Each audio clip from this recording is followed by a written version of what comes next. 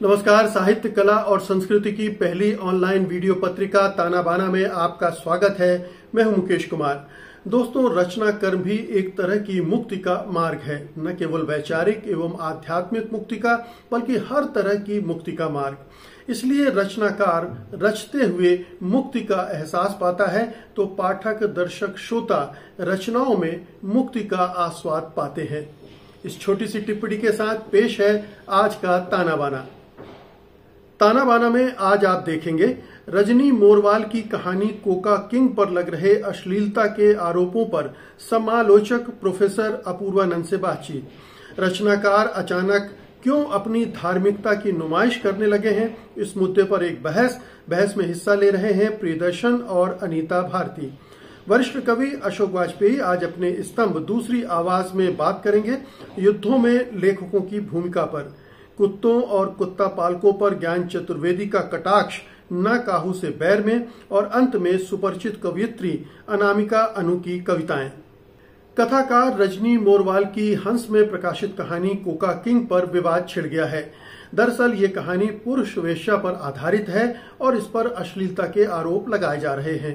हिंदी साहित्य में अश्लीलता पर बहस लंबे समय से चलती आ रही है, मगर अभी तक कोई ऐसा पैमाना तय नहीं हुआ है जिसके आधार पर यह कहा जा सके कि फला रचना अश्लील है या नहीं है। बहरहाल, कोका किंग पर लग रहे आरोपों को किस तरह से देखा जाए, इस मुद्दे पर बातचीत करने के लिए हमारे साथ जाने माने समालोचक प्रोफेसर अपूर्वानंद हैं। तो आइए उनसे इस पर बात करते हैं।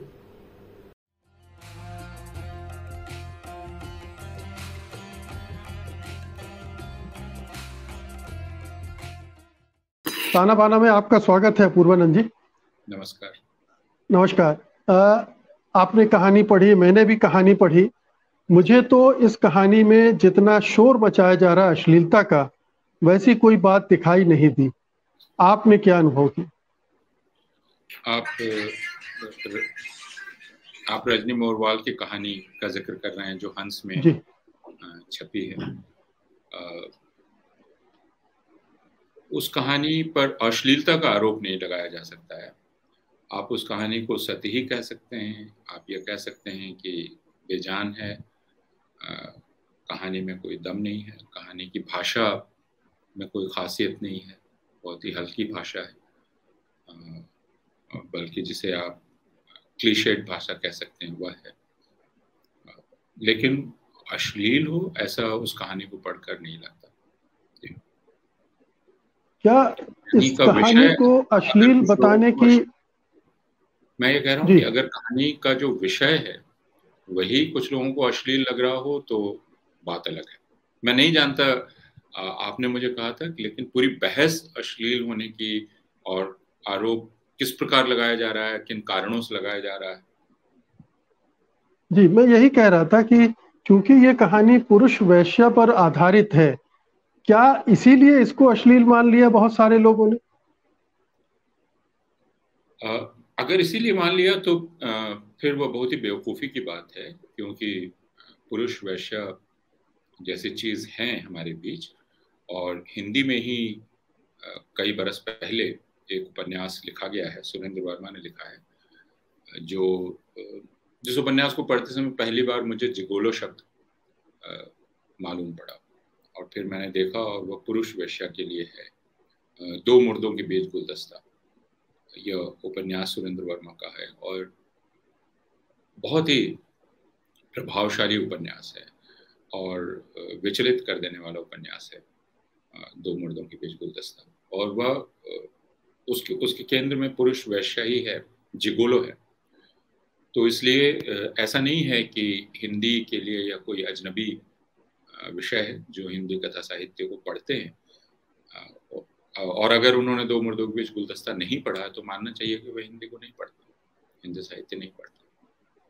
तो अगर इस कहानी को लेकर अश्लीलता के आरोप लगाए जा रहे हैं तो इसे क्या समझा जाए? क्या हमारा हिंदी का पाठक वर्ग या हिंदी का लेखक समुदाय अश्लीलता के बारे में अभी तक कोई समझदारी नहीं बना पाया? अश्लीलता को लेकर इतनी बहस हो चुकी है पूरी दुनिया में, सिर्फ भारत में नहीं और सिर्फ हिंदी में नहीं, उर्दू में बहस हुई है, हिंदी में बहस हुई है, कई लेखकों पर इसका आरोप लगा है। आपको ये पता है कि पांडे इसमें बेचन शर्मा, चुगताई है, मंटो है। अगर ये हिंदी की बात ले लें तो स्वाधीनता आंदोलन के दौरान पांडे बेचन शर्मा उग्र की कहानी चॉकलेट पर यह आरोप लगा था और वह पूरा मुकदमा गांधी जी के पास गया था। वो एक बहुत मशहूर प्रसंग है और गांधी ने कहा था कि इसमें कहीं अश्लीलता नहीं है। उसके पहले उन मुकदमों की हमें याद है जो मंटो, इसमें चुगताई की कहानियों पर किए गए, और मंटो के अदालती उनकी जो जिरह है और उनके बयानात हैं वे भी हमें मालूम है कि अगर मैं छाती को छाती ना कहूँ तो क्या मुंह पर ही कहूँ। या तो ये बात उन्होंने कही, मंटो ने कही, तो वे उन सारे मुकदमों के ब्यौरे भी हमें मालूम है, वह पूरी बहस भी मालूम है।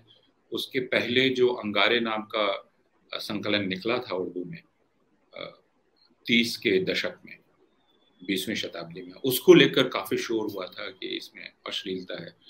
और तो यानी ये बहस बहुत ही पुरानी और बासी पड़ चुकी बहस है अश्लीलता की। और मुझे लगता है कि किसी भी कृति को मापने के लिए अब यह बहस नहीं की जा सकती कि वह कम से कम विषय के आधार पर नहीं की जा सकती।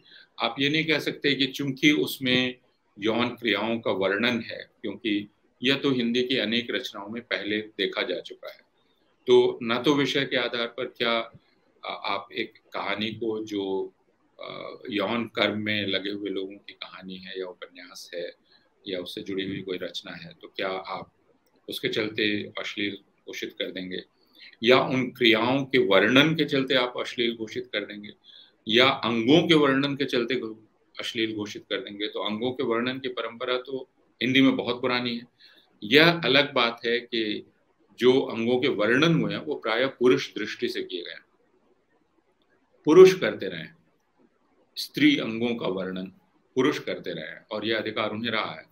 पुरुष अंगों का वर्णन अब तक नहीं किया गया है, और वह करने पर हो सकता है कुछ लोगों को अटपटा लगे, क्योंकि एक साहित्यिक अभ्यास है, वह अभ्यास लोगों का नहीं है।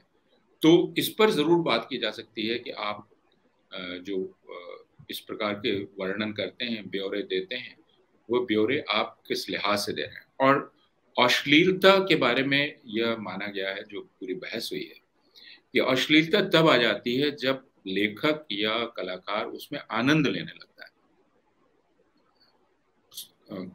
क्रिया में, तब अश्लीलता का प्रवेश हो जाता है। लेकिन अगर ऐसा नहीं है, अगर वह एक कलाकार की तरह वर्णन कर रहा है, जैसे लोग न्यूड्स बनाते हैं, और न्यूड्स सिर्फ औरतों के हो ऐसा नहीं, पुरुषों के भी न्यूड्स हैं, तो क्यों वे अश्लील नहीं होते हैं? और इसका एक कारण तो खुद कलाकार में है, लेखक में है, कि वह उसका स्वयं उसमें आनंद तो नहीं लेने लग गया है, तो उसकी वर्णन क्षमता, उस विषय से उसके रिश्ते, इन सब पर यह चीज मुनहसर है। इस कहानी से ऐसी कोई शिकायत मुझे नहीं हुई, और मुझे नहीं मालूम, जैसा आप कह रहे हैं कि विवाद है, लेकिन मुझको नहीं पता कि हिंदी में किस गंभीर पाठक ने यह बात उठाई। क्या यह सोशल मीडिया पर चल पड़ा विवाद है, या जिन्हें हम गंभीर पाठक कहते हैं, जो दरअसल कहानियां पढ़ने का जिनको अभ्यास, और उन्हीं की बात का महत्व है, जो साहित्य के नियमित पाठक हैं, जिनको कहानियां पढ़ने का अभ्यास है, उन्हीं को यह अधिकार मिल सकता है कि वो राय दें। वरना जिसको कहानी पढ़ने का अभ्यास नहीं है, उसकी राय का महत्व भी नहीं होगा। तो मुझे मालूम नहीं कि यह पूरा विवाद किन लोगों के बीच चल रहा है, कैसे चल रहा है।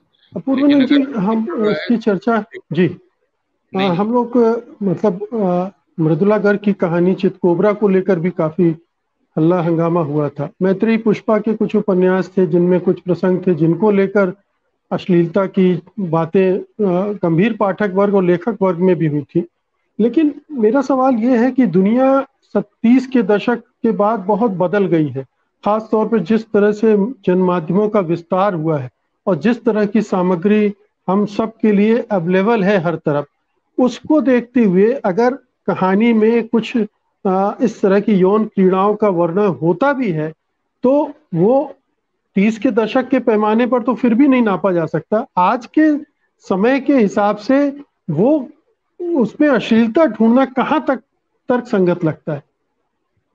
हाँ, वो बिल्कुल ही हास्यास्पद है, और जैसा मैंने कहा कि बेवकूफ़ी की बात है, क्योंकि आपकी जो दृष्टि बनती है वह दृष्टि सिर्फ पढ़ने से तो नहीं बनती। आपके चारों तरफ चित्रों की दुनिया है, आप फिल्मों की दुनिया है, सोशल मीडिया से अब और द्वार बहुत खुल गए हैं, उनके जरिए आपके पास छवियां पहुंचती रहती हैं बहुत तरह की। खुद यौन क्रियाओं, यौन प्रसंगों को लेकर जो संकोच कई संस्कृतियों में रहा है और हमारे यहाँ भी रहा है, वह संकोच भी अब कई स्तर पर टूटा है। आप इसे सांस्कृतिक कह सकते हैं कि कुछ संकोच कुछ भाषाओं में होते हैं। तो जैसे हिंदी में आप कुछ यौन क्रियाओं का के लिए आपको शब्द ही नहीं मिलते हैं, जबकि अंग्रेजी में उनका खुल के वर्णन किया जाता है। तो वो संकोच होते हैं। जैसे हिंदी में कुछ क्रियाओं को आप सीधे नहीं बोलते, वो आपकी भाषा के संकोच हैं, जो सांस्कृतिक संकोच हैं। उनकी हम खिल्ली उड़ाएं, मजाक उड़ाएं, यह ठीक नहीं है। लेकिन उन संकोचों से निपटने का हम दूसरा रास्ता अपनाते हैं, है ना। जैसे लव मेकिंग, यह लिखना, आई वॉज मेकिंग लव, यह लिखना अंग्रेजी में जितना सहज है उतना हिंदी में इसका प्रतिरूप सहज नहीं है। हिंदी लेखकों को काफी मशक्कत करनी पड़ती है कि इस बात को वे कैसे कहें, है ना। जाहिर है कि मैं उससे प्यार कर रहा था, यह तो एकदम ही गलत हो गया, यह नहीं है। आप दरअसल एक यौन क्रिया का वर्णन कर रहे हैं, लेकिन वो हम कैसे करें, उसके लिए शब्द कौन से हों, यह संघर्ष अब तक है हिंदी के लेखकों का, यह मैं मानता हूँ, यह संघर्ष है। और उसमें जैसा मैंने कहा कि कई बार बहुत क्लीशेड अभिव्यक्तियां होती हैं। कुछ एक चीजें हैं जिनको लेकर आप संकेत से कुछ कहते हैं, जैसे तिल धधकने लगा आदि, इस तरह के वाक्य फिर आप लेते हैं जो बहुत सतही हैं, कुछ नहीं कहते हैं। लेकिन यह कलाकारों का संघर्ष है और उस संघर्ष को हमें समझना चाहिए कि और अगर आप लैटिन अमेरिकी साहित्य को पढ़ें, जापानी साहित्य को पढ़ें, यूरोपीय साहित्य को पढ़ें, तो आप देखें कि जिन्हें आप एरोटिक प्रसंग कहते हैं, काम से जुड़े हुए प्रसंग कहते हैं, उनका प्रचुरता से वर्णन किया जाता है। मिलान कुंदेरा की कहानियों, मिलान कुंदेरा के उपन्यासों को आप पढ़ें, उनके बारे में तो ये कहा ही जाता है कि उन्होंने एरोटिक और राजनीतिक दोनों को एक दूसरे में मिला दिया है। और उसके बिना कई बार ऐसा लगता है कि कुंदेरा एक अतिरेक पर चले गए हैं, बल्कि आखिर के उनके जो बाद की रचनाएं पढ़ी गई हैं उन पर यह चीज एक रूढ़ी की तरह बनती हुई दिखलाई पड़ती है, जिसमें वो इसके बिना काम ही नहीं कर सकते। तो वह एक अलग अति है। लेकिन एरोस या एरोटिक एक बहुत महत्वपूर्ण पक्ष है और उसकी उपेक्षा आप नहीं कर सकते। जीवन में राजनीति है, जीवन में बहुत सारा कुछ है, लेकिन हम जानते हैं कि इसके बीच में यह एक पक्ष है जो हम सबके जीवन से अभिन्न है। क्या ये जो कहानी जिसको आपने कहा कि औरत ने लिखा, क्या ऐतराज इसलिए हुआ, इसमें एक तरह का बेलागपन दिखलाई पड़ता है। लेकिन जैसा मैंने कहा कि मुझे यह काफी सतही और क्लीशेड और यानी यह कहानी कुछ कहती ही नहीं है। एक पुरुष वेश्या है, लेकिन वह पुरुष वेश्या क्यों है, इसके बारे में वही कारण बतलाया गया है जो कारण हर कोई अनुमान कर सकता है कि उसे दरअसल और पैसों की शान शौकत की जरूरत थी। वो औरत क्यों है उसके पास आती है, उसका भी जो कारण हम अनुमान कर सकते हैं वो बतलाया गया है। तो यह कहानी इतनी ज्यादा सतह पर चलने वाली कहानी और इतनी ज्यादा प्रत्याशित कहानी है, इसमें कहानी जैसा कुछ है भी नहीं। जी, आपकी बात से सहमत हूँ कि कहानी का तत्व इसमें नहीं के बराबर सतही कहानी है। लेकिन मैं ये जानना चाहता हूँ कि क्या एक महिला लेखक ने पुरुष वेश्या को केंद्र में रख के कहानी लिखी है, इसलिए क्या एक पूर्वाग्रह बन जाता है हमारे पाठक समुदाय में, लेखक समुदाय में, या उसमें कुछ ऐसी चीजों का जिक्र हो जाता है जो वो न चाहते हुए वो उसको पचा नहीं पाते? क्या इसलिए ये कहानी टारगेट पे आई? मैं फिर कह रहा हूँ कि दरअसल इसकी आलोचना करते हुए क्या कहा जा रहा है यह जानना बहुत जरूरी है। लेकिन हो सकता है कि ऐसा हो सकता है कि लोगों को बहुत अटपटा लग रहा हो कि एक औरत इस तरह की कहानी, जैसे इस्मत चुगताई ने जब लिखा था तब लोगों को बहुत ऐतराज हुआ था, वैसे ही ऐसा हो। लेकिन इसके पहले आपने मृदुला गर्ग का नाम लिया, आपने मैत्रेयी का नाम लिया, कृष्णा सोबती हमारे यहाँ हो चुकी हैं, दूसरी लेखिकाएं हैं इसके पहले भी जो लिखती रही हैं। तो मेरे हिसाब से यह संकोच अब तक समाप्त हो जाना चाहिए, पाठकों के मन से भी और लोगों के मन से भी। लेकिन साहित्य में भी, जैसे राजनीति में, जैसे समाज में, कोई एक समझ पूरी तरह से कभी भी खत्म नहीं हो जाती है, वो बनी रहती है और उसको व्यक्त करने वाले लोग भी बने रहते हैं। तो इसलिए अश्लीलता की जो समझ 30 के दशक में थी, 40 के दशक में थी, या उसके उसी समय यूरोप में भी थी, लेडी चैटरली लवर को भी हम सारे लोग जानते हैं कि उस पर जो पूरी बहस हुई थी उसको लोग जानते हैं। तो वह प्रवृत्ति जीवित रह सकती है और कुछ लोग बोल सकते हैं, लेकिन उनको इस पूरे इतिहास की याद दिला देने की जरूरत है। और दूसरे कि जब एक प्रकार का राष्ट्रवाद हावी हो तो वह भी अश्लीलता की इस बहस को तेज कर सकता है, क्योंकि राष्ट्रवाद पवित्रतावाद होता है, तरह का शुचितावाद होता है, और वह पुरुष वर्चस्ववाद से काफी कुछ जुड़ा हुआ होता है। तो उसमें स्त्रियों के लिए कुछ अभिव्यक्ति सहज है, कुछ अभिव्यक्ति सहज नहीं है, यह बात बिल्कुल तय होती है। जैसे अल्पसंख्यक कुछ नहीं बोल सकते हैं, कुछ चीजें नहीं बोलेंगे, कुछ चीजों के बारे में बात नहीं करेंगे, औरतें भी नहीं करेंगी, ऐसा मर्यादा के बाहर है। यह इस राष्ट्रवादी शुचितावादी समझ में है। जी, बहुत बहुत शुक्रिया पूर्वानंद जी इस कहानी पर चर्चा करने के लिए। धन्यवाद आपका। नमस्कार। क्या हिंदी के रचनाकारों में अपनी जातिगत और धार्मिक पहचान को प्रचारित करने की प्रवृत्ति बढ़ रही है? क्या ऐसा वे राजनीतिक सामाजिक दबाव के कारण कर रहे हैं, या फिर अपनी जातीय श्रेष्ठता को साबित करने की कोशिश है? हाल में जब वरिष्ठ कवि पंकज चतुर्वेदी ने माथे पर चंदन लगाई अपनी तस्वीर फेसबुक पर साझा की तो इसको लेकर विवाद खड़ा हो गया। लेकिन पंकज चतुर्वेदी अकेले लेखक कवि नहीं हैं जिन्होंने ऐसा किया है, बल्कि कई और लोग भी ऐसा करते दिख रहे हैं। सवाल उठता है कि ऐसा वे क्यों कर रहे हैं। आज की बहस इसी मुद्दे पर केंद्रित है और इसमें हिस्सा लेने के लिए हमारे साथ हैं वरिष्ठ लेखक एवं पत्रकार प्रियदर्शन एवं दलित लेखिका एवं कार्यकर्ता अनीता भारती।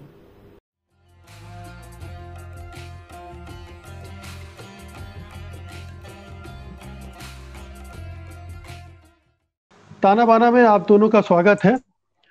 प्रियदर्शन जी, पंकज चतुर्वेदी जी ने माथे पर चंदन लगाया, उसकी तस्वीर फेसबुक पर साझा की और उसके बाद एक बवाल खड़ा हो गया। तीखी टिप्पणियां हो रही हैं, कई बार भाषा गाली गलौज तक भी चली जा रही है। आखिरकार इतना बावेला क्यों मचाया जा रहा है अगर एक व्यक्ति ने माथे पर चंदन लगा ही लिया और उसको प्रदर्शित ही कर दिया तो? देखिए मुकेश जी, सच ये है कि जब पंकज चतुर्वेदी की वो तस्वीर मैंने देखी थी तो मैं हैरान थोड़ा हुआ था, लेकिन उससे ज्यादा हैरानी मुझे बाद में तो उन पे हो रही छींटाकशी, उन पे हो रहे हमलों को लेकर हुई। क्योंकि इसमें संदेह नहीं कि पंकज चतुर्वेदी हमारे समय के प्रगतिशील लेखकों में शुमार किए जाते हैं और उसकी वजह उनका लेखन ही है। उनकी कविताएं, उनका लेखन, सब कुछ जो है वो प्रगतिशील मूल्यों के लिए है, धर्मनिरपेक्ष मूल्यों के लिए है, उसमें बराबरी और संवेदना की पर्याप्त जगह है। लेकिन ये सवाल पूछने की फिर भी इच्छा होती है कि जब एक कवि जो बरसों से लिख रहा है, एक आलोचक जो बरसों से लिख रहा है, जो बहुत छोटी छोटी बातों पर संवेदनशील हो उठता है, क्या किसी खास मौके पे उसको इस तरह लापरवाह होने की छूट है? क्योंकि इसमें शक नहीं कि कोई चंदन लगाए, कोई टीका लगाए, ये उसका निजी अधिकार है। लेकिन हमारे समय में बहुत सारे प्रतीक बहुत खतरनाक ढंग से सांप्रदायिक प्रतीकों में बदल गए हैं।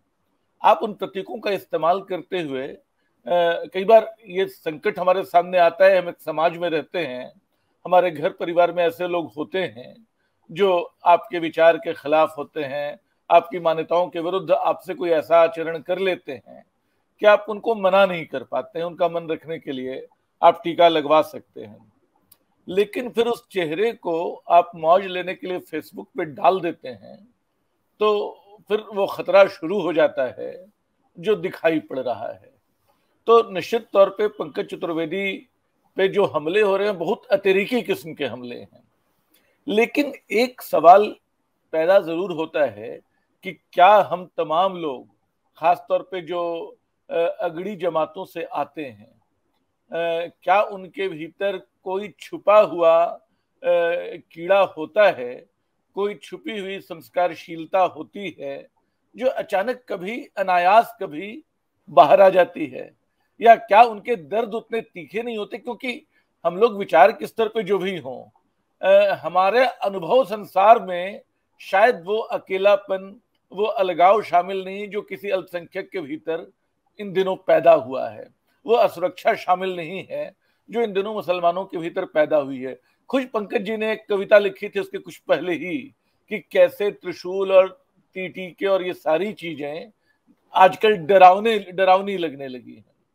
जब वो डरावनी चीजें उनकी कविता में है तो उनके जीवन में अचानक ऐसा एक दिन क्या हुआ, वो लापरवाही न होती तो बेहतर होता, लेकिन इस लापरवाही ने हम सबको, मतलब मैं इसको पंकज के व्यक्तिगत आचरण, लेकिन प्रियदर्शन जी उन्होंने इसे लापरवाही नहीं माना है।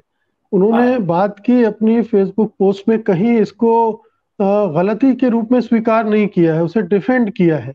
तो इसका मतलब है कि वो इसमें कुछ गलत नहीं देखते हैं। हाँ, क्योंकि कई बार आप पोजीशन लेने लगते हैं और मुझे लगता है कि अगर वो इसको डिफेंड कर रहे हैं तो शायद एक गलत पोजीशन ले रहे हैं। और फिर मैं दोहरा रहा हूं कि ये पंकज का व्यक्तिगत मामला भर नहीं है। मैंने देखा कि बहुत सारे लोग दोनों तरफ से उन पोस्ट पे टिप्पणी कर रहे थे। कुछ लोग आनंद लेने के लिए थे, वो इस बात को महसूस नहीं कर रहे थे कि किसी के लिए संवेदनशील मुद्दा भी हो सकता है। खुद पंकज चतुर्वेदी शायद एक आहत किस्म की आत्मा जो होती है तो वो अपने तर्क अपने कृत्य के लिए गढ़ने लगती है, तो शायद वो तर्क गढ़ रहे हैं, लेकिन ऐसा करना मेरे ख्याल से उचित नहीं है। इसके बावजूद मैं अभी तक उनको जैसे फांसीवादी कहा जा रहा है, जैसे ब्राह्मणवादी कहा जा रहा है, जैसे उनको सांप्रदायिकता समर्थक कहा जा रहा है, मैं ये सब मानने को तैयार नहीं हूं। वैचारिक कट्टरता और वैचारिक ढुलमुलपन ये दोनों खतरनाक चीजें हैं। एक स्वस्थ लोकतांत्रिक उदारता, एक स्वस्थ लोकतांत्रिक वैचारिकता का रास्ता कैसे बनेगा, इस प्रसंग में एक चुनौती हमारे सामने ये है। जी, तो अनीता जी, ये क्या विचार और व्यवहार के बीच का द्वंद्व है, या उसके बीच में जो अंतराल है, दूरी है, वो इससे परिलक्षित होती है? या आपको लगता है कि पिछले कुछ वर्षों में जिस तरह से राजनीति और समाज बदला है, उसके मद्देनजर बहुत सारे लेखकों को भी इस तरह के गतिविधियों में शामिल होने में दिक्कत नहीं आ रही, बल्कि वो पंकज चतुर्वेदी अकेले नहीं है, ऐसे कई और प्रसंग इस बीच में हो चुके हैं। इन सब को अगर जोड़ के देखें तो आप किस निष्कर्ष पर पहुंचती?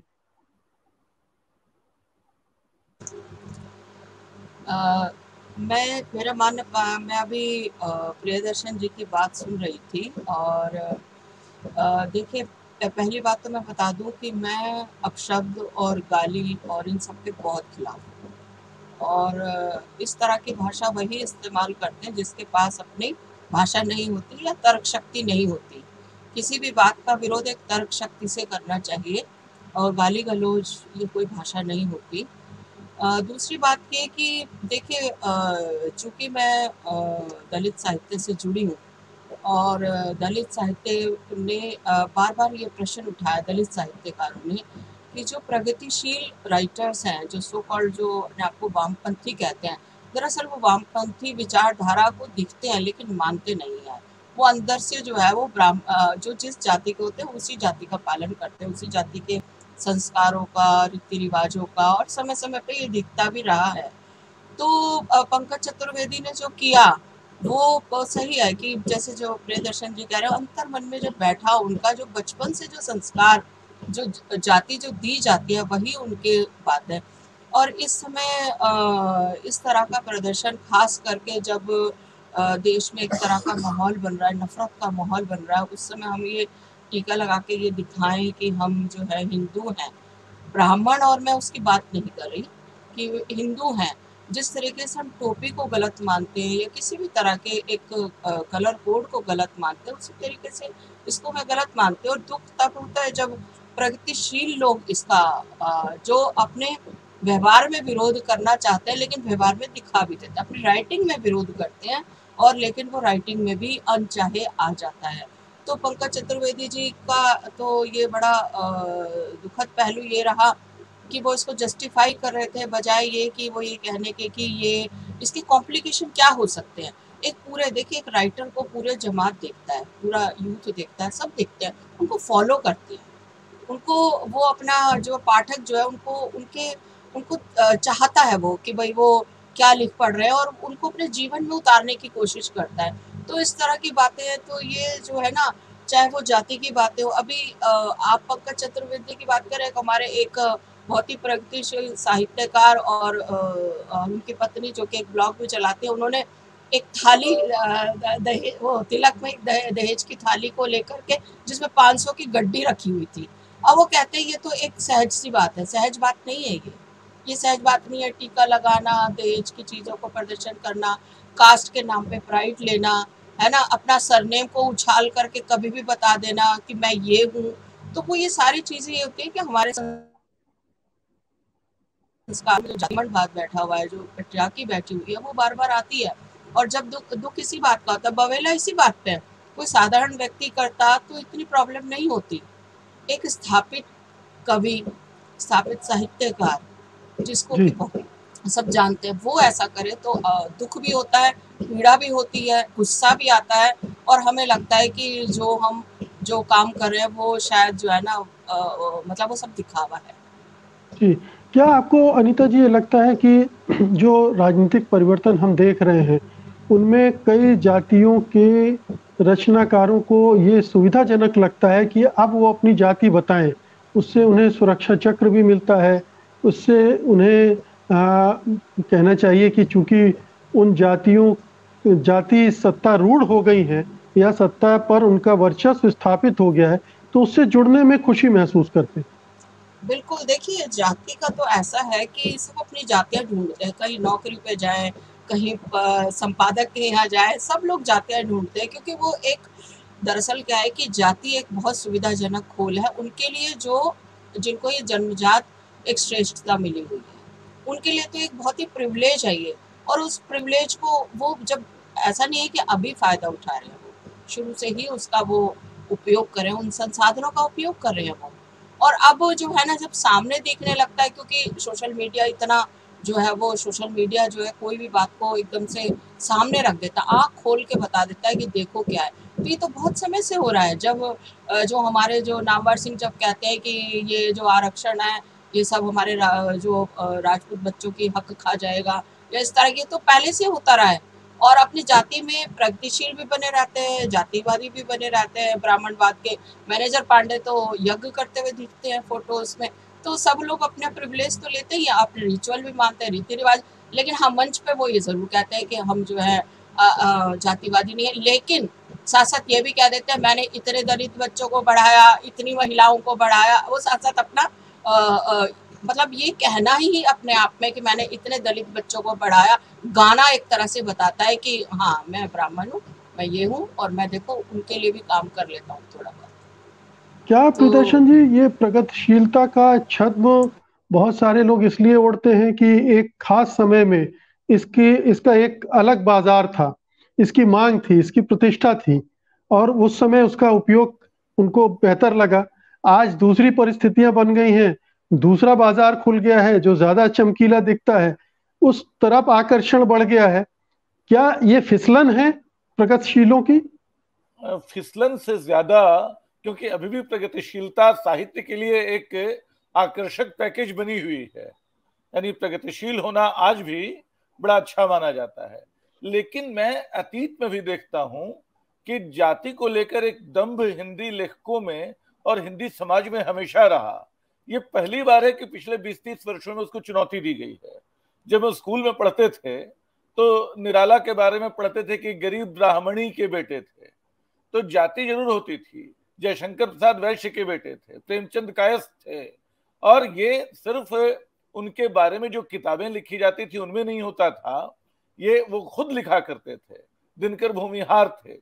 ये सारा सिलसिला आपको पहले से चला आ रहा है, और जब आप इस पे उंगली उठाएं तो आपको अचानक घेर लिया जाता है कि अरे आप प्रेमचंद के बारे में ऐसा बोल रहे हैं, आप निराला के बारे में ऐसा बोल रहे हैं। विष्णु खरे ने निराला की कविता जो परशुराम के प्रति, तुलसीदास जो कविता है उनकी, उसके बारे में कहे कि उसमें कम्युनल अंडरटोन्स हैं, सांप्रदायिकता की लकीरें हैं, और ये लकीरें, जातिवाद की लकीरें आपको कई जगह मिलेंगी। तो ये सिलसिला पहले से चला आ रहा था, आज उसको चुनौती दी जा रही है।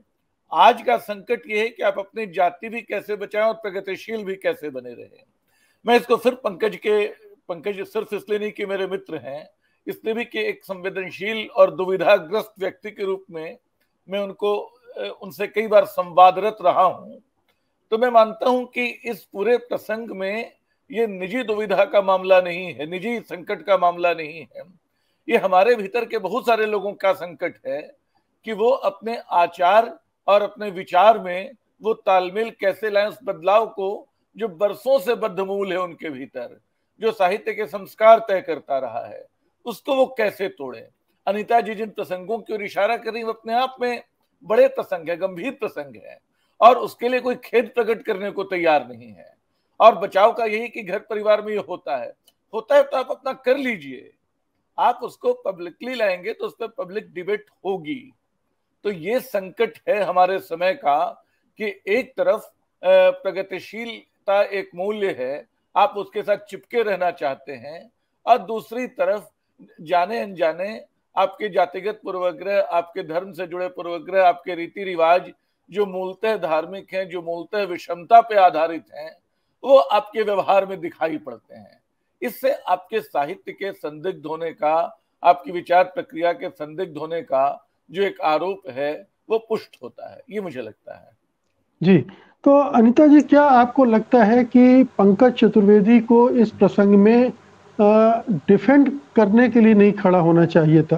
कम से कम अपनी तस्वीर वो हटा सकते थे फेसबुक से, और ये स्वीकार करने में कि अगर इसका संदेश गलत जा रहा है तो मैं इसे वापस लेता हूँ, ये वो कोशिश कर सकते थे।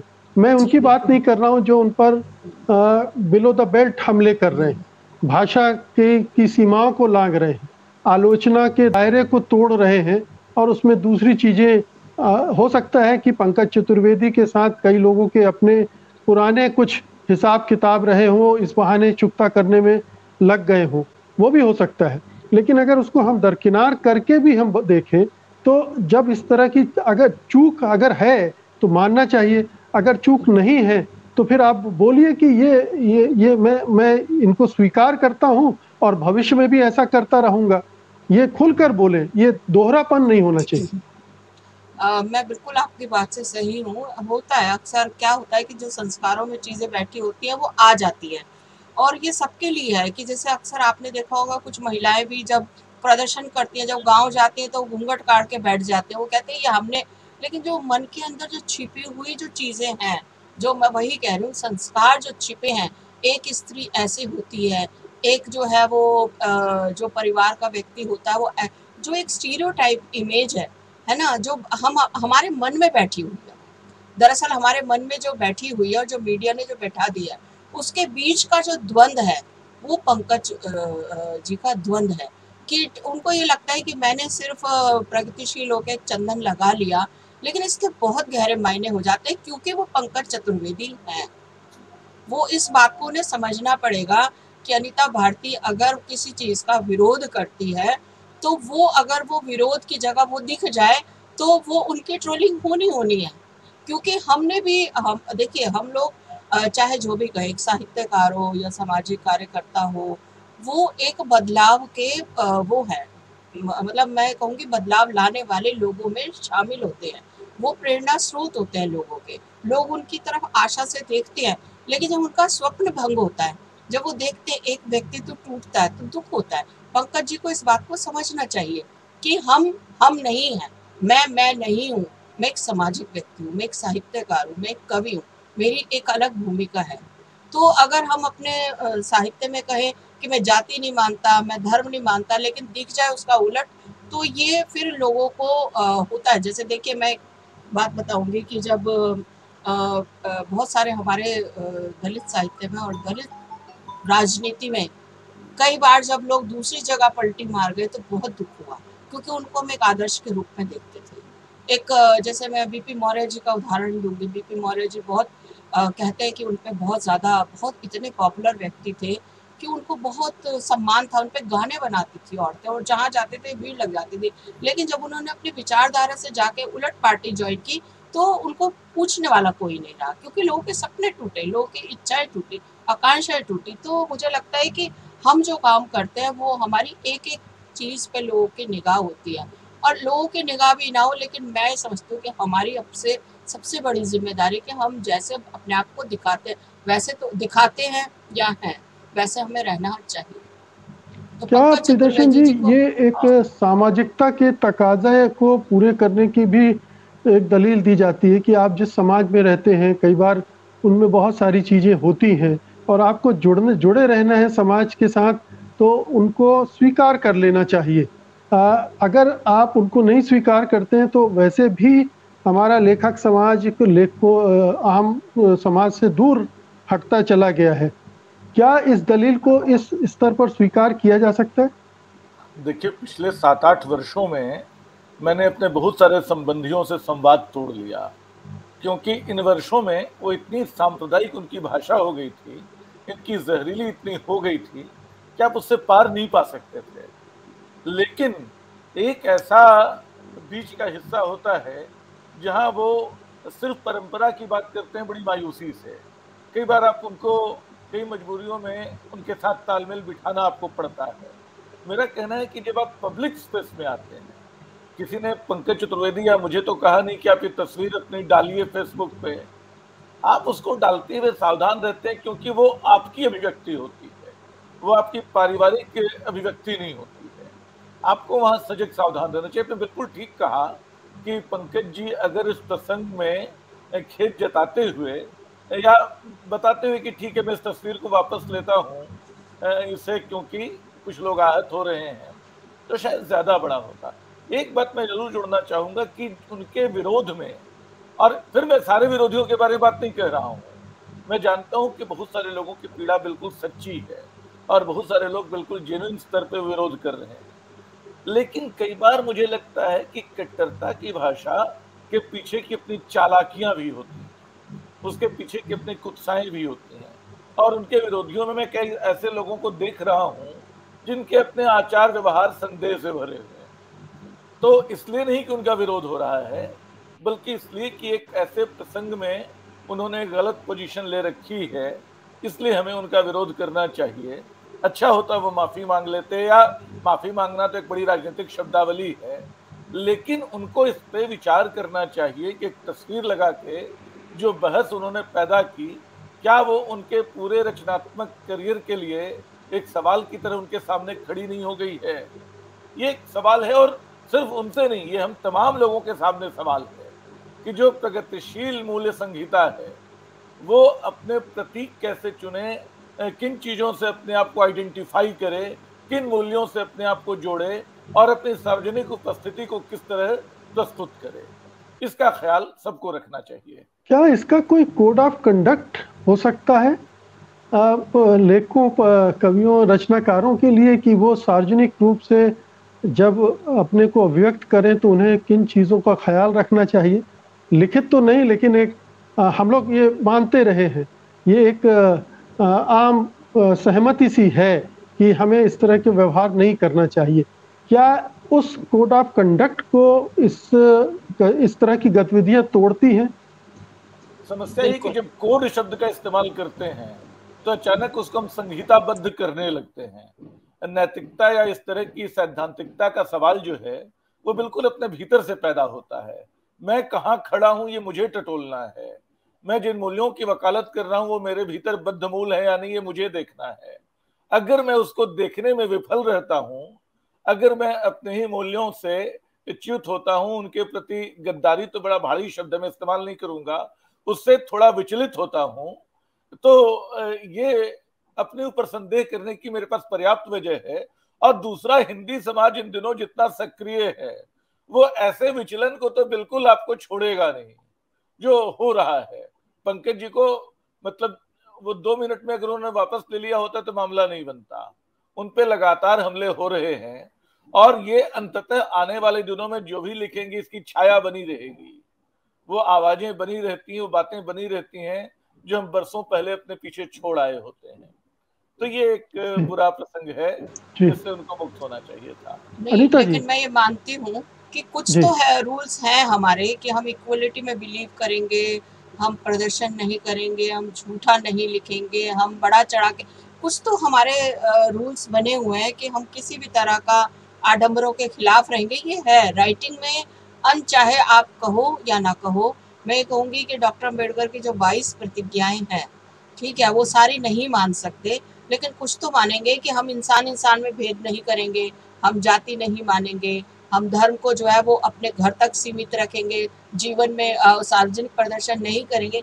ये तो है, ये तो किसी भी विचारधारा में, अम्बेडकरवादी विचारधारा हो, स्त्रीवादी विचारधारा हो या वामपंथी विचार, सब में ये जो है कुछ तो नियम है कि हम इन चीजों का पालन करेंगे, इनका नहीं करेंगे। जी, और ये भी है कि ये ठीक है कि ये व्यक्ति के स्तर पर चीजें तय होती हैं, लेकिन जब आप एक समाज के हिस्से होते हैं तो सामाजिक मान्यताएं, धारणाएं और कसौटियां भी काम कर रही होती हैं, उनको भी आप अनदेखा नहीं कर सकते हैं। पंकज चतुर्वेदी एक व्यक्ति हैं, लेकिन वो उस बड़े लेखक समाज के हिस्से भी हैं जिसमें वो सक्रिय हैं, और उम्मीद करते हैं कि वो लेखक समाज आड़े वक्त में उनके साथ खड़ा हो। अगर कुछ दूसरी परिस्थिति निर्मित होती, कोई दूसरे तरह का उन पर हमला होता, तो उम्मीद ये की जाती कि सारा लेखक समाज उनके साथ खड़ा हो। तो उस लेखक समाज ने जो उनसे अपेक्षाएं पाल रखी हैं, क्या उनका निर्वाह भी उन्हें नहीं करना चाहिए? पूरी तरह से ना सही, लेकिन किसी हद तक तो। बिल्कुल मुकेश जी, मैं इस बात से सहमत हूँ, क्योंकि हम जब देखते हैं कि अगर हम राइटिंग में इक्वलिटी की बात करते हैं और हमारी व्यवहार में नहीं है, तो वो साहित्य भी फिर लगता है कि इसको कोई मायने नहीं है, इसको पढ़ने का कोई फायदा नहीं है। क्योंकि आजकल सब लोग देखते हैं, व्यवहार बहुत ज़रूरी है कि आप व्यवहार में कैसे हैं।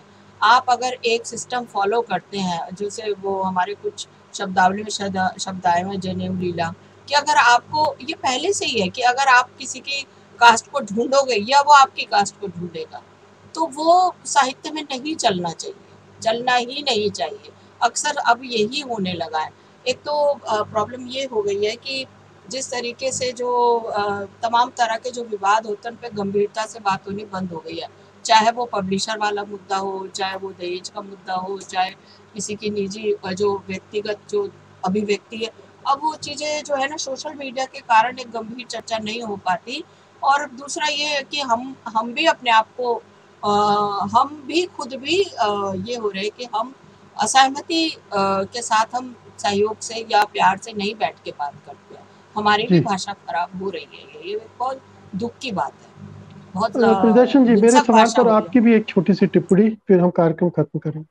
नहीं, उसमें मुझे अचानक ख्याल आया कि पंकज जी का एक तर्क था कि क्या हम सारे प्रतीकों को हिंदूवादी ताकतों के हवाले कर देंगे। असल में एक जटिल सवाल है निसंदेह, लेकिन हमको तय करना होगा कि कौन से प्रतीक हम चुन रहे हैं, कौन से छोड़ रहे हैं। सारे के सारे प्रतीक हम अपने साथ रख नहीं सकते, और इन्हीं प्रतीकों के जरिए हम उन ताकतों की शिनाख्त करते हैं जो समाज में विश्वमन कर रही हैं। तो एक तो वाकई हमें छोड़ने होंगे। जनेऊ एक प्रतीक है तो छोड़ना होगा, त्रिपुंड चंदन का एक प्रतीक है तो छोड़ना होगा। त्रिपुंड चंदन से ठंडक पहुंचती है, वो तो अच्छी बात है, चंदन का आप दवा की तरह इस्तेमाल कर लें, उससे इतराज नहीं है, लेकिन वो एक परंपरा के हिस्से के तौर पे आपके माथे पे लेप की तरह आता है, तो कई लोगों के लिए सवाल बन जाता है। दुखद यह है कि कई लोग इसमें एक तरह की मस्ती का भाव अनुभव कर रहे हैं कि देखो हिंदी में एक नई बहस चल पड़ी, अब हिंदी वाले 4 दिन त्रिपुंड पे बहस करेंगे, फिर किसी और मसले पे आ जाएंगे। ये सोशल मीडिया का अपना स्वभाव है, लेकिन इसके बावजूद ये एक संगीन मसला है कि एक लेखक, और ये व्यवहार और आचार का फर्क नहीं है, मैं तो इसको सिर्फ व्यवहार या सिद्धांत का फर्क नहीं है, मैं तो इसके लेखन के हिस्से के रूप में देखता हूं।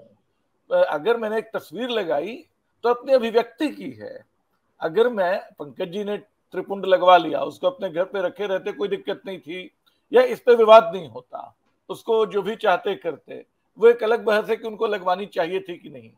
लेकिन उसका सार्वजनिकीकरण करके उसको बिल्कुल फेसबुक पे लाके, सोशल मीडिया पे लाके उन्होंने जो बहस अनायास आमंत्रित कर ली, वो अंततः इसी नतीजे पे जानी थी जहां वो पहुंचती दिख रही है। जी, तो कुल मिलाकर ये कि उन तमाम लेखक कवियों को फिर से विचार करना चाहिए जो इस तरह की गतिविधियों में संलग्न रहे हैं या भविष्य में इस तरह की गतिविधियों में हिस्सा ले सकते हैं। कभी ऐसी स्थितियां निर्मित हो सकती हैं, तो उस समय उनका व्यवहार कैसा होना चाहिए, क्योंकि आप जो कुछ भी कर रहे हैं उसका एक संदेश तो जाता ही है, अच्छा या बुरा, और उस संदेश के मायने होते हैं समाज के लिए जिसका आप हिस्सा हैं। और जिस तरह की राजनीति इस देश में चल रही है, उसके संदर्भ में भी उसकी महत्ता है। बहुत बहुत शुक्रिया आप दोनों का आज की चर्चा में हिस्सा लेने के लिए। धन्यवाद, नमस्कार। रूस और यूक्रेन के बीच चल रहे युद्ध को लेकर लेखक समाज उदासीन क्यों है? क्या युद्ध में लेखकों की कोई मानवीय या नैतिक भूमिका नहीं होती है? क्या युद्ध में हो रही हिंसा के खिलाफ लेखकों को खड़ा नहीं होना चाहिए? वरिष्ठ कवि एवं आलोचक अशोक वाजपेयी आज अपने स्तंभ में इन्हीं प्रश्नों पर विचार कर रहे हैं। तो देखते हैं उनका स्तंभ दूसरी आवाज।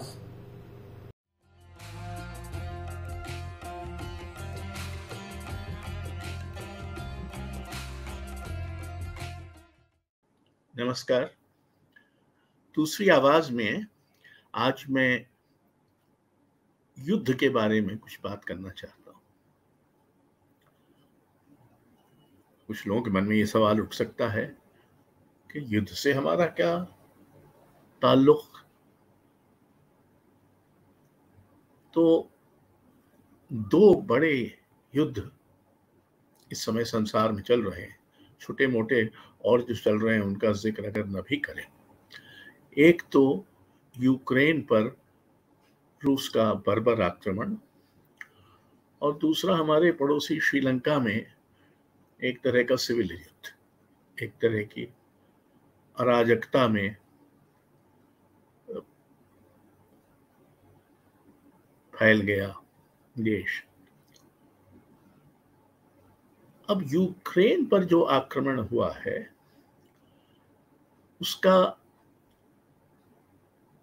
उसकी भारत ने सीधे सीधे निंदा नहीं की है। राजनयिक कारणों से, व्यापारिक कारणों से, आपदा में अवसर खोजने की हमारी नीति के कारण।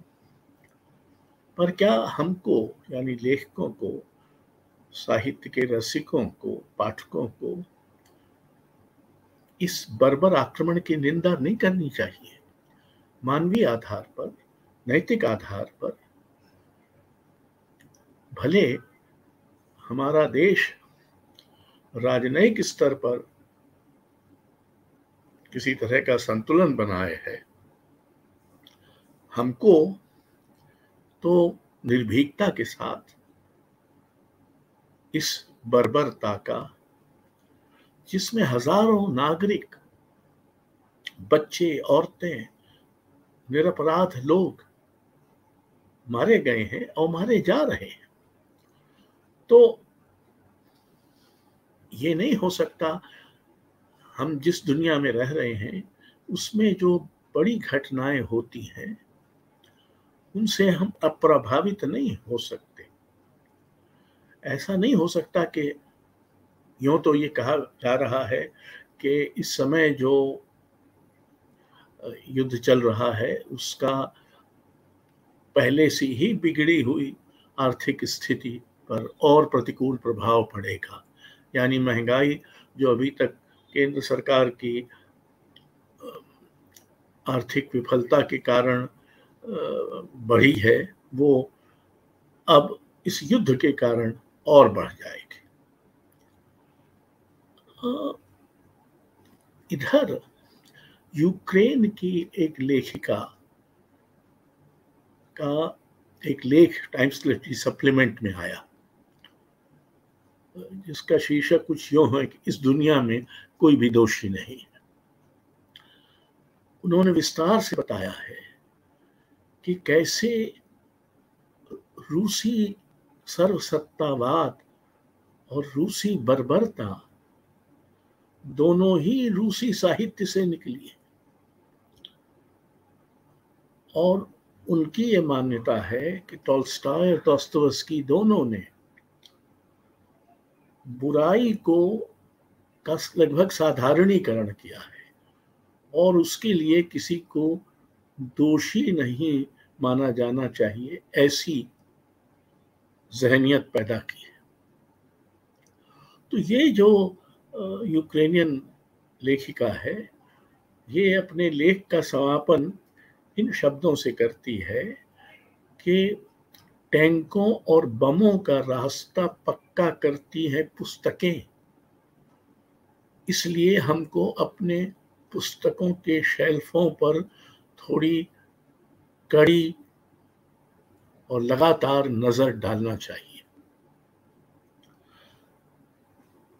अगर रूस की युयुत्सा, उसका सर्वसत्तावाद और उसकी अमानवीय बर्बरता उसके साहित्य में औचित्य पाती है, तो मैं ये सवाल उठाना चाहता हूं कि हमारे यहाँ जो हिंसा हो रही है, तरह तरह के शाब्दिक हिंसा, भाषिक हिंसा, शारीरिक हिंसा, दंगे फसाद, निरपराधों पर मरणांतक हमले, इसका स्रोत क्या है? क्या इसका स्रोत भी कम है? हमारी परंपरा में है, हमारे धर्म में है, हमारे साहित्य में है? ये जो हिंसा बढ़ती जा रही है और जो विभिन्न एक हिंसा की सफल राजनीति ही विकसित हो गई है, क्या ये हिंसा पोसी जाती है धर्म से, सवर्णता से और साहित्य से?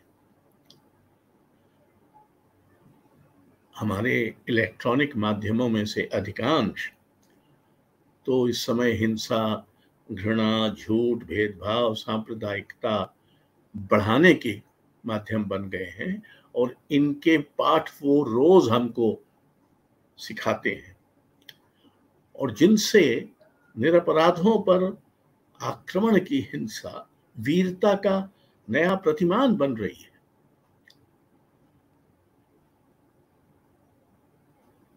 मित्रों, मुझे लगता है कि इस मुकाम पर युद्ध की इस काली छाया को महसूस करते हुए और स्वयं अपने देश में फैल रही हिंसा के भूगोल को देखते हुए हमें अपनी भाषा, अपने साहित्य, अपनी परंपरा, अपने धर्मों में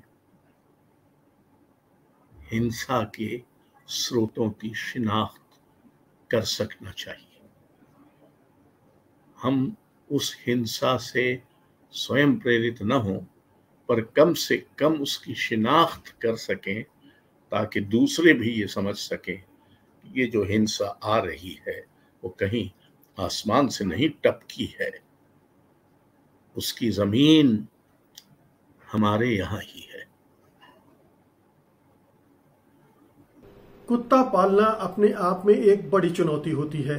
कुत्ता पालन कुत्ता पालकों में कई किस्म के बदलाव भी लाता है। कई बार कुत्ता पालक कुत्तों के साथ रहते रहते कुत्तों जैसे भी होने लगते हैं। इन कुत्ता पालकों के साथ वक्त गुजारना बड़ा तकलीफदेह भी हो सकता है, क्योंकि उनका आधा ध्यान अपने कुत्तों पर होता है। जाने माने व्यंग्यकार ज्ञान चतुर्वेदी आज अपने स्तंभ न काहू से पैर में इन्हीं कुत्ता पालकों पर कटाक्ष कर रहे हैं।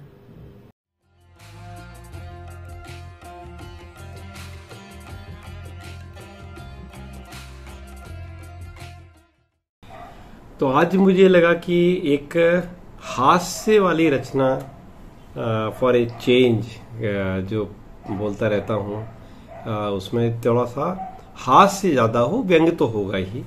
तो एक हास्य व्यंग्य की रचना कुत्ता पालने पर दुविधा चिंतन, कुत्ता पालने को लेके एक रचना है, आप सुनिए। मैं शुरू करता हूँ। रचना यूं है कि आजकल मेरे घर में इस बात पर बहस चल रही है कि कुत्ता पाला जाए या नहीं। आज तक हमने कभी कोई कुत्ता पाला नहीं। कुछ तो पत्नी को ऑब्जेक्शन था कि आपके रहते हुए, जब तुम घर में रहते हो तो एक और की आवश्यकता नहीं है। और दूसरा ये कि हमने कुत्ता पालते हुए जिनको देखा है वो ऐसा दारुण था कि हमें हिम्मत नहीं हुई कि हम कुत्ता पालें। कुत्ता पालने वाला आदमी इतना कुत्तामय हो जाता है कि बाद में पता ही नहीं चलता कि कुत्ता कहाँ खत्म हो रहा है और वे स्वयं कहाँ शुरू हो रहे हैं। वे सड़क पर कभी मिलते भी हैं तो कुत्ता हमेशा उनके साथ होता है। 5 मिनट अगर आपसे बात करते हैं तो 2 मिनट वो कुत्ते से और 3 मिनट आपसे बात करते हैं, और कब वो कुत्ते को पुछ-पुछ कर रहे हैं और कब वे आपको पुछ-पुछ कर रहे हैं पता नहीं चलता। तो कुत्ते पालने वाले, खासकर 2 अगर कुत्ते पालने वाले आपस में मिल जाएं सड़क पर, तब वो दृश्य तो बहुत ही दारुण होता है, क्योंकि उसमें ज्यादा टाइम वो एक कुत्ता इस दिशा में खींच रहा है, उनको उस कुत्ता उस दिशा में खींच रहा है, उनकी बातचीत भी कुत्ते के विषय में ही ज्यादा चलती है। तो कुत्ता पालना बड़ा दिक्कत वाली चीज है भाई साहब। और आदमी रहते हुए आप कुत्ते को पालते क्यों हैं? क्योंकि मुझे लगता है कुत्ते और आदमी के बीच एक बहुत बड़ा फर्क है। वो ये है कि कुत्ता हरदम कुत्ता होता है। जो कुत्ता सुबह के ब्रह्म मुहूर्त में कुत्ता था, वो गोधूली के समय भी आप उसे पाएंगे कि वो कुत्ता ही है। हो सकता है उस समय तक वो दिन भर क्लांत होकर ज्यादा कुत्ता हो जाए, पर वो कुत्ता ही रहता है। इधर आदमी का ऐसा नहीं है भाई साहब। वो आदमी भी हो सकता है और बीच बीच में अच्छा खासा कुत्ता भी हो सकता है। कई आदमी तो इतने कुत्ता होते हैं और ज्यादातर टाइम कुत्ते होते हैं और कुत्ते ही रहते हैं कि आपको आश्चर्य होता है कि भगवान ने इन्हें सीधे कुत्ता ही क्यों नहीं बना दिया। आदमी होना उन पर एक बोझ सा लगता है। वे वंचितों, कमजोरों, अपने से नीचे वालों पर कुत्तों की तरह भौंकते, काटते हैं और अपने से बलवान, बड़े और बॉस टाइप के लोगों के सामने कुत्तों की तरह पूंछ हिलाते हैं, लोट जाते हैं, जीभ निकाल के हैं करते हैं, और बाकी के टाइम कुत्तों की भांति यहां वहां मामले और काम की चीजें सूंघते रहते हैं। ऐसे कुत्ता आदमी भी होते हैं। और ऐसा कुत्ता आदमी जब स्वयं कुत्ता पाल ले तब दृश्य बड़ा मजेदार हो जाता है। ऐसा समझिए कि कुत्ता इनको देख देखकर और कुत्ता बन जाता है। वह स्वयं इनसे कुत्तागिरी सीखता है। वे भी कुत्ते से कुछ सीखते होंगे। दोनों एक दूसरे की कुत्तागिरी में सहायक लगते हैं। पता नहीं चलता कि कौन किसको पाल रहा है। बाहर बंगले के गेट पर दोनों की नेम प्लेट लगी रहती है। बस फर्क यह रहता है कि एक के नाम के साथ सावधान रहने की चेतावनी नहीं लिखी रहती। तो भैया, कुत्तों को, वैसे मेरा मानना है कि कुत्तों को अपना पालने का कोई शौक नहीं है। मुझे हमेशा आदमी द्वारा पाले गए कुत्ते बड़े उदास टाइप के लगते हैं।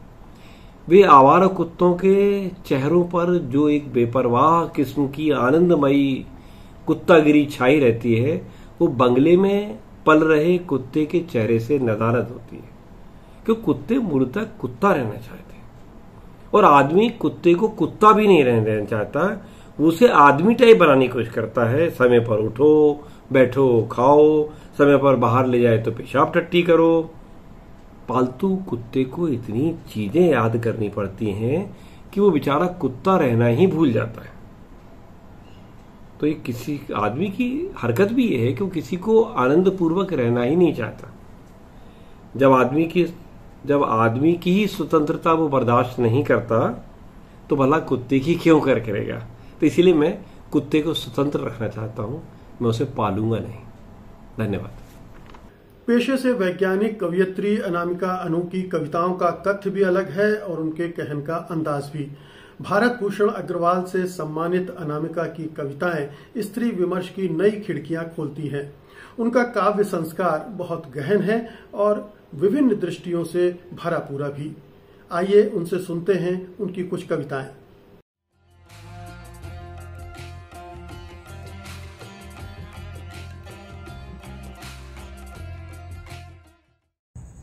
कविता का शीर्षक है क्षमा।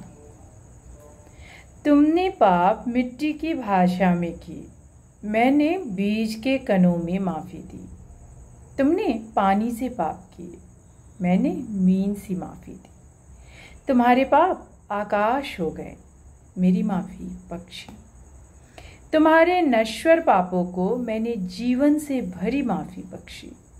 तुमने गलतियाँ गिनतियों में की, मैंने बेहिसाब माफ़ी दी।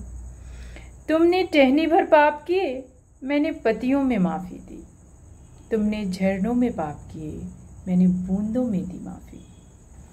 तुमने पाप से तौबा किया, मैंने स्वयं को तुम्हें दे दिया।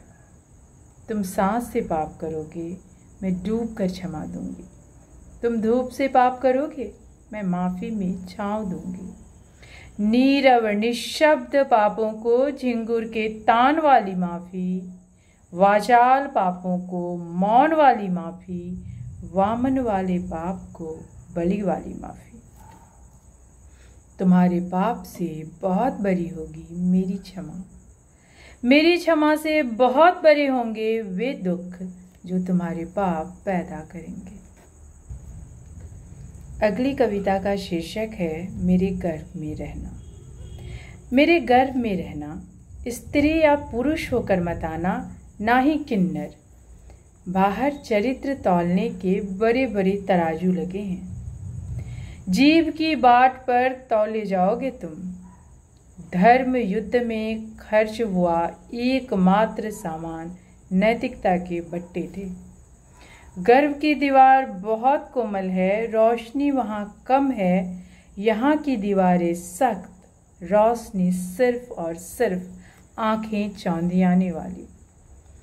तुम वहीं रहना, चूसना मेरे कोख में उपलब्ध रस। मैं कविता सुनाऊंगी, तुम सुनना। अपनी उंगली से मेरे शिशु कोख की अंत भित्ति पर लिखना तुम कविता। मैं अंतःशिक्त और पुनर्जीवित होना चाहती हूँ।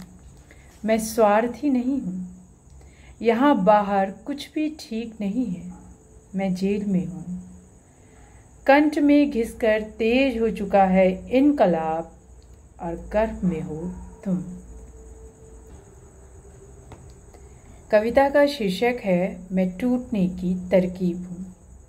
मैं टूटने की तरकीब हूँ, मैं बंधने का इशारा हूँ। मैं दो ध्रुवों को बांध कर चलती हूँ। मैं विस्तार को लपेटकर संकीर्ण गलियारों में खोया सच हूँ। मैं असंबद्ध भाषाओं के बीच का विवेक हूँ, जो दृष्टि सामंजस्य से अनकहे को समझाता है। मैं बार के कोने की टेबल पर बैठा हुआ एकांत हूँ। मैं बैरे की प्रश्नवाचक दृष्टि का अनसुलझा अव्यक्त उत्तर हूँ। मैं हूँ और इसका उत्सव के कोई भी नहीं। मैं नहीं रहूँगी, उसका ऐसा मातम मचेगा मानो क्षण भर के लिए बस मैं ही थी घर भर में। एक हरी सब्जी सा फेंटती जाऊंगी पकते समय में, और थोड़े से में कई रोटियों को खा लेने के अद्भुत साहस के साथ देवता आ बैठेंगे। मैं यीशु के चरणों पर नहीं गिरूंगी, राम के भी नहीं। मुझ में न अहिल्या है न निरर्थक की वृत्तियाँ। मैं स्वयं का मातम मनाती एक कथा हूँ जो लिख रही है ध्वनि की आवृत्तियाँ। मैं बदल दूंगी वाक्यों के अर्थ, कथा के हर्ष और विषाद के क्षणों को, तुम्हारे मानचित्र को, तुम्हारे झूठे ढकोसले वाली दुनिया के बदरंग सच को। एक दम घोटते सत्य को विखंडित करते कई शब्द, एक ढिठाई जो हमेशा से सरोकारहीन थी, एक दीनता जो एक दिन निर्णय लेकर पहुंच गई पहाड़ी पर, और कविता कब कैसे खड़ी हो गई पर्वतों का हाथ थामे। अब वह प्रपातों से नहीं डरती। कलरव में केवल स्वर नहीं होता, इसमें गंध, संघर्ष और गति भी होती है। मैं कोटरकरा तंपुराना का रावणा अट्टम हूँ। मैं मंदिर में पुष्प बटोरती स्त्रियों का दासी अट्टम हूँ। आश्वासन की तरह प्रेम बरसा और उसने चाहा, विश्वास भीगे। क्या संभव था? जब तक प्रेम विश्वास के साथ नहीं उखाड़ता, जड़ता के बोध को व्यक्ति प्रेम नहीं करता। जिसके लिए प्रेम खेल है, उनको प्रेम में खिलौने मिले। जिनके लिए प्रेम श्रद्धा थी, उन्हें प्रेम में प्रभु मिली। जिनके लिए साहचर्य, उन्हें साथ। जिनके लिए समर्पण, उन्हें स्वर्ग। जिनके लिए समय था, उन्हें जीवन के कुछ और वर्ष। जिनके लिए डर था, उन्हें स्मृतियाँ मिली। जिनके लिए साहस, उन्हें साथ मिला। जिनके लिए सब कुछ, उन्हें सिर्फ और सिर्फ प्रेम मिला। कविता का शीर्षक है तथाकथित प्रेम। अल्लापुरा रेलवे स्टेशन पर ईएसआई अस्पताल के पीछे जो मंदिर है, वहाँ मिलते हैं। फिर रेल पर चढ़कर दरवाजे पर खड़े होकर हाथों में हाथ डालकर बस एक बार जोर से हंसेंगे। बस इतने से ही बहती हरियाली में बने ईंट और फूस के घरों से झांकती हर पत्थर आंखों में एक क्षण से दरक उठेगा। डिब्बे में बैठे हर सीट पर लिपटी फटी आंखों में मेरा सूना गला और तुम्हारी उम्र चोट करेगी। मेरा यौवन मेरे साधारण चेहरे पर भारी, तेरी उम्र तेरी छवि को लुढ़का कर भीड़ के दिमाग में ढनमना उठेगी। चरित्र में दोष ढूंढते चश्मों में बल्ब जल उठेंगे। हमारी आंखों की भगजुगनी भुक भुक, उनके आंखों के टॉर्च भक से। हम पलकें झुकाएंगे और भीड़ हमें दीन दहाड़े या मध्य रात्रि में मौत की सेक देगी। तथाकथित प्रेम मिट्टी से रिस रिस कर उस नदी में मिल जाएगा जिसे लोग पेरियार कहते हैं। शुक्रिया। ताना बाना में आज बस इतना ही। आज का अंक आपको कैसा लगा हमें जरूर बताइएगा। हमें आपकी प्रतिक्रियाओं का इंतजार रहता है। आप अपनी प्रतिक्रियाएं हमें tanabana@sathindi.com पर भेज सकते हैं।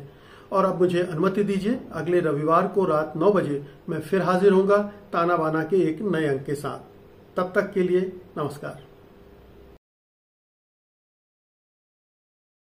सत्य हिंदी का ऐप डाउनलोड करें गूगल प्ले स्टोर पर।